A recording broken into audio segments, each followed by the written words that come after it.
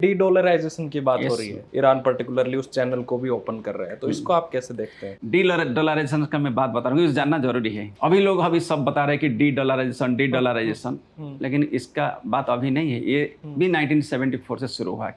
क्योंकि जब Britain institution हुआ था 1945 में, ब्रिटेन वुड्स इंस्टीट्यूशन, उसमें डिसाइड हुआ कि डॉलर को इंटरनेशनल करेंसी करेंगे और उसका अगेंस्ट में आपको गोल्ड डिपॉजिट करना पड़ेगा, तो गोल्ड बैक्ड डॉलर हो गया। लेकिन आप देखे होंगे वियतनाम वॉर हो गया, उसमें अमेरिका का काफी लॉस हुआ। इसके बाद में क्या हुआ ना, 1971 के बाद में ब्रिटिश पर्शियन गल्फ छोड़ के चले गए। अब देखिए 1971 में ही यूएई स्टेट एस्टेब्लिशमेंट हुआ, सिमिलरली कतार हो गया, बहरीन, तो ब्रिटिश 1971 तक वहाँ दबदबा था।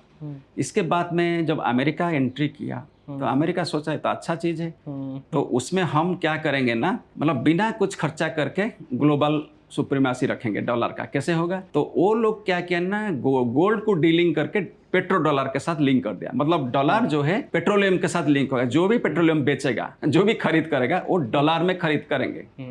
तो जब पेट्रो डॉलर हो गया तो उसमें क्या है ना, अमेरिकन इकोनॉमी को काफी ह्यूज मतलब बेनिफिट हुआ, क्योंकि आर्टिफिशियल डिमांड हो गया। आपके पास तो है ही नहीं गोल्ड, लेकिन आप क्या है ना आर्टिफिशियली डिमांड कर दिए, बिना मतलब में मुफ्त में आ गया।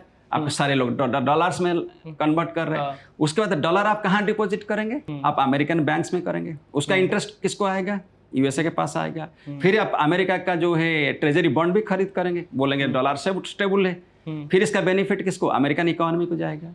जब बेनिफिट्स जा रहे हैं उसमें फिर किसको जाएगा benefits, then arms industrial military complex आ जाएगा। मतलब क्या है ना, फिर आर्म्स बनाएंगे, फिर बेचेंगे किसको, कतार को बेचेंगे, कुवैत को बेचेंगे, ओमान को बेचेंगे, इजिप्ट को बेचेंगे, जोर्डन को बेचेंगे, जरूरत पड़ने दूसरे कंट्री को बेचेंगे। अब देखिए बिना पैसा खर्चा करके तेल से पैसा आ रहा है, आयात होता है, निर्यात होता है, लेकिन सारे जो है कहाँ डिपॉजिट होता है, सारा बॉन्ड्स में, डिपॉजिट में, शेयर में। उसका जो प्रॉफिट यूएसए मिल गया, वो लोग फिर क्या किया ना, उसी को आर्म्स बना के इधर बेच दिया, फिर उसको प्रॉफिट में कन्वर्ट किया। तो इसलिए अमेरिका का जो है मेन है डॉलर का हेजेमनी को मेंटेन करना है, दबदबा, dollar as a global currency. उनको वो जो आर्टिफिशियल जो आता है इनकम, तो उसमें अमेरिका चाहता है कि अपना ग्लोबल सुप्रीमेसी को मेंटेन करने के लिए।